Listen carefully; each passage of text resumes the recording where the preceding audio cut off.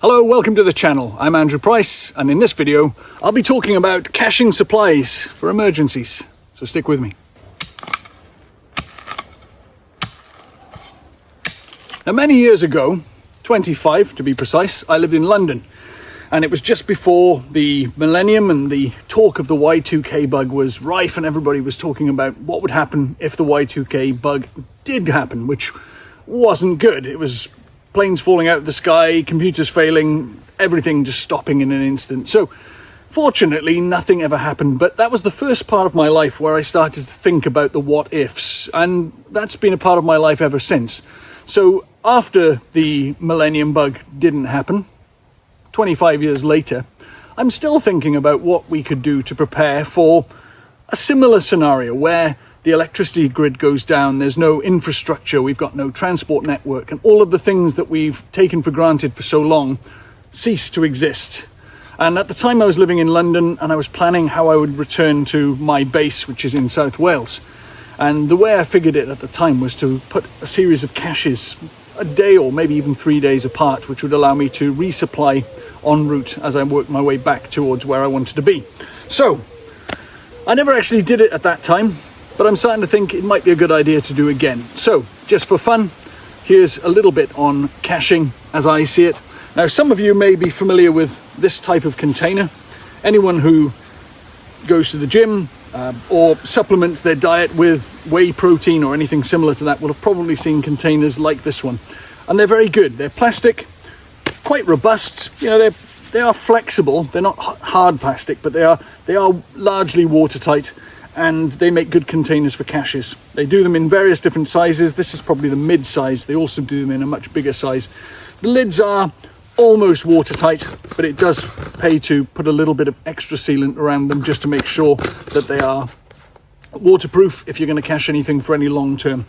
So this is the type of container I'll be caching now, and a container like this is big enough to hold certainly 3 or 4 days worth of food or other emergency items. So I'll show you how I do it, and I'll also show you the contents of this kit. Now, opening this container, I'll show you the contents.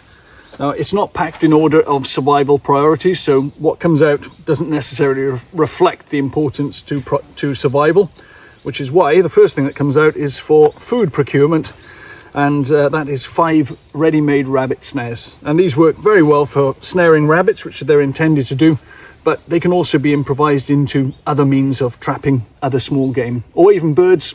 And I've even heard about people snaring fish as well. So quite a useful thing. Wire is always handy for lots of things anyway. Next thing, we've got some cherry beverage here, which is from an army ration pack. These are great. Cherry's my favorite flavor. So there's lots of sugar in there, and also quite a few, I think it's got a lot of potassium and all the other things that you need, the isotonics that you need to help keep you going for a day of hard work and things like that. So we've got our first bit of food there. Then we have a tool. So we've got an old Frost's Mora knife. This is a stainless steel old school clipper model. So it's not the version that, I don't know, maybe they do still make this version.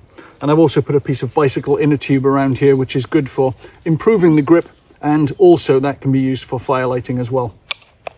So that's a very old knife, hasn't had a lot of use.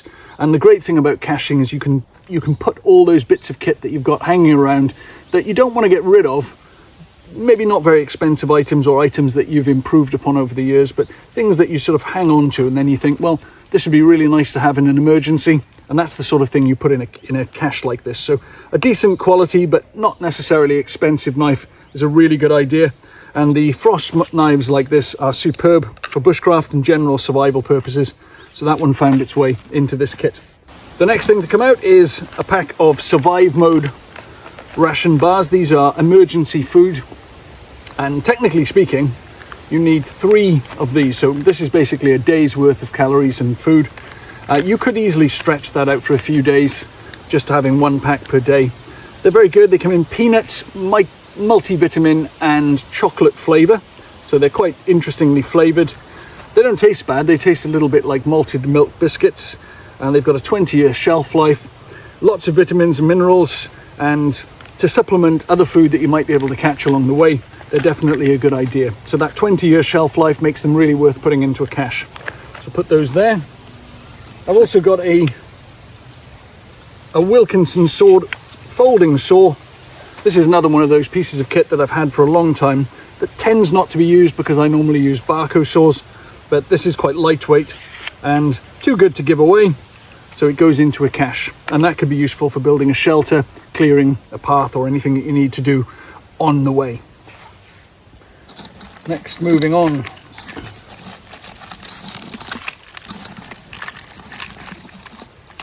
I've put 5 of these 3-in-1 coffee sachets.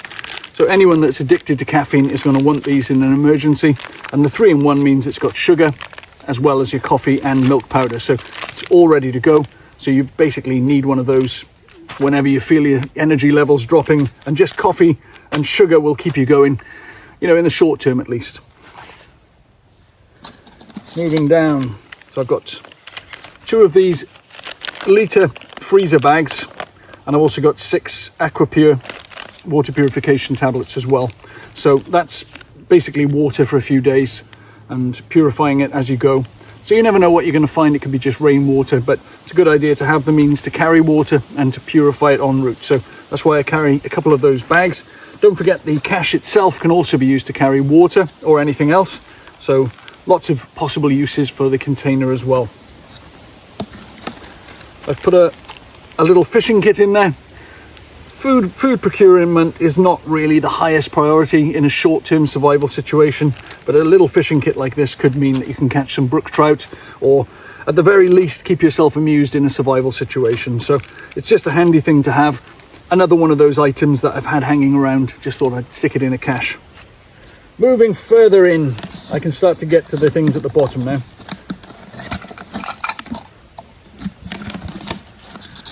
And I've put let's keep those to the side for now. So a little stainless steel cup. This is not an expensive cup, something from a dollar store, pound shop.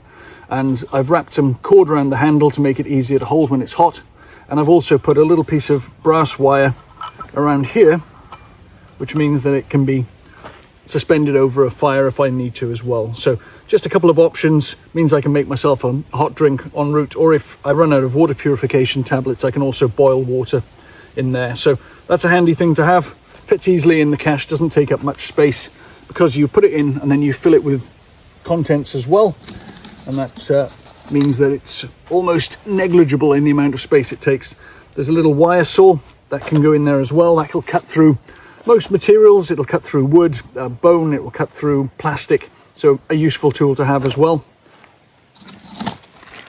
I've got a very compact toothbrush and a little tube of toothpaste as well. Now, I'm not too bothered about washing in a short-term emergency, but brushing my teeth is an essential. It's good for morale, and it's important to have nice teeth anyway, so you don't want to be neglecting your teeth even in a survival situation. Got a lighter here. Make sure that's not being pressed by anything else, so that you can put a little zip tie around here which stops it from being drained while it's in the cache as well. But as long as you put it into the cup or somewhere like that, it means that it's less likely to get damaged. I've got some lip salve. That's basically petroleum jelly, so it's great for fire lighting, protecting your hands, chapped lips, anything like that. So it's just a useful substance to have with you. And I've also got another packet of, these are from an army ration pack again. These are lifeboat matches. They'll burn even underwater, so an excellent fire choice. Getting to the bottom now, I've got about probably 10 meters of paracord here. So that's 7-strand military grade paracord, which you can use the inner strands as well. You can make nets out of it. You can use it for fishing line. Very useful to have. A little candle, great for light as well as lighting fires. And then last but not least, this is a mylar shelter sheet, or it's a small tunnel tent made of mylar. This is the sort of thing you can pick up in dollar stores, pound shops, wherever you are, and costs very little. And something like this will make an emergency shelter, or you can just use the mylar to wrap around yourself to reduce the loss of heat and maintain your core body temperature. So a kit like this As I say, you can put anything you want in this kit. You may prioritize food, or you may prioritize tools and other things, but you can fit an awful lot of equipment into just a small container like this. So now that I've shown you what I've put into this cache, I'm going to show you how you bury one. And what you don't want to do with the cache is to mark it too obviously. So a good idea is to find visual markers that you can see, preferably things that will be around for a while. Trees tend to live for a reasonable amount of time unless somebody cuts them down, so you can use trees for short-term caches of a year, maybe 2 or 3 years. Anything longer than that, you might want permanent features like rocks and things that are likely to be around for much longer. And what I tend to do is to find a feature that I want to work from and then take a certain distance in a certain direction from that feature, so I can just make a little note of that. So it could be a tree like this one, and then take one step northeast of that tree, and that's the point that I'll bury my cache at. It can vary. You may want to use modern technology like what 3 words, but if the internet's down, that's not going to be much use to you. So have that as a backup, but also take visual markers, but don't mark the spot itself just in case somebody else falls upon it. So I've decided I'm going to dig about here for my cache. It's a nice area. The other thing you need to consider, and this is where you need to be a little bit of a geologist, you need to consider the soil type in the area that you're in. Now, if it's a heavy clay soil, what you'll find is that wherever you dig that cache, it will fill with water. And even once you've filled in the cache, the water will go into the hole that you've made in the ground, and your cache will very likely float out of the top and become visible in a very short time. Also, it increases the likelihood that your cache will leak. So the ideal soil type to bury it in would be well-drained sandy soils or chalky soils, or places like this which have limestone and drain very quickly. So just avoid those heavy clay areas and you should be fine. So this is where my cache is going. It might take me a while. I'm just using this cold steel Special Forces shovel, but it's realistic in the sense that this is the type of tool that you might have in an emergency. So let's get it in there. So I'll scrape off all the surface first of all. And try not to kill too many of the plants around it as well, because the more plant life that you have around your cache, the harder it will be to spot for somebody else. When you're burying a cache like this, it's a good idea to put a tarp out so you can chuck all of the spoils. So as I dig into here, all of that dirt goes onto the tarp, and it makes it an awful lot easier to refill the hole once we finish. It also means that you're not leaving obvious signs of fresh soil on the surface that you need to then hide. Just makes the whole thing much cleaner and much more discreet. Okay, let's keep digging.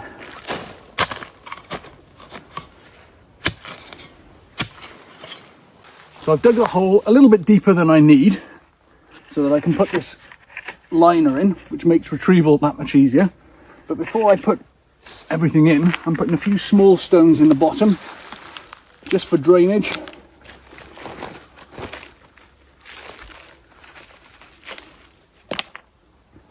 I don't want the whole thing sitting on the dirt directly. Put a few more of these rocks in here. That's probably enough there. Make sure that it's not sitting straight on the mud. We're lucky here, the ground drains very quickly. So now I can put the liner in. So this is just a piece of PVC pipe. The other thing about this cache, I'm being eaten alive here. So now this cache is buried into pretty rocky soil, so it took me a while to dig. So if you can find softer soil, that will make your life a little bit easier. But bearing in mind a few things. I'm keeping this quite shallow because I want it to be easy to retrieve. The factors that you might want to consider are metal detecting. So if it's in an area that people are likely to metal detect, you may want to situate it away from there. This is a woodland. People tend not to metal detect in woodlands because of all the roots. So this is a good spot. And as long as it's a few inches below the surface of the ground, this will be a perfectly good caching location. So I'm going to put my cache back into here now. I've put the liner in, I've put some drainage in the bottom in the form of a few rocks, and I've taped up the top of this. These are pretty well waterproof anyway. I wouldn't want to submerge it, but as long as it's just in a moist environment, it shouldn't get too wet in there, but a bit of tape can't hurt. So I'm putting my cache down into there.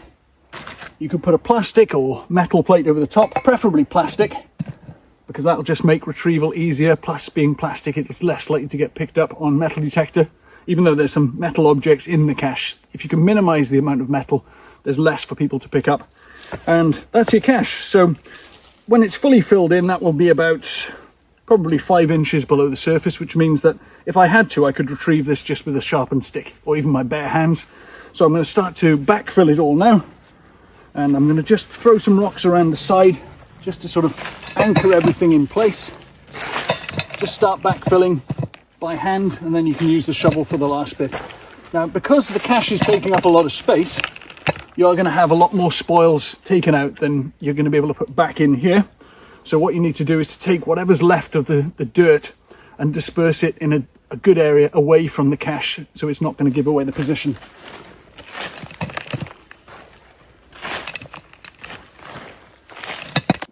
So that is the cache, well and truly buried, about 5 inches below the top. So if I had to, I could dig down with my bare hands and get that out in an emergency. But I'm just going to pack this down a little bit more now, just to make sure it's nice and level. Now, you've got to remember that the soil that's come out of here is a little bit different to the top soil. So we need to kind of blend it all in a little bit. So I'm going to get a lot of this leaf mold, mix it all in with it. And we'll just try to disguise the position of this cache. Probably in a matter of weeks, it'll be impossible to see where this was. But in the early stages, we can just disguise it a little bit like this. Maybe get some sticks and things, throw them on the top. So you can barely see where it was anyway, but I'm just going to throw a few sticks around here and try and blend it into the surrounding area.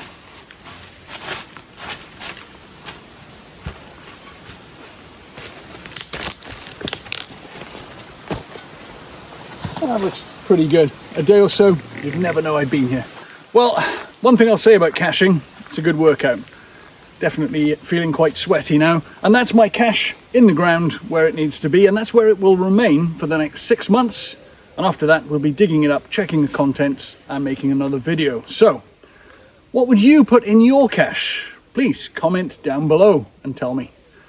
And I hope you've enjoyed this video, and if you have, please don't forget to like and subscribe to our weekly content, which is uploaded at 1 PM UK time every Saturday. I'll see you next time.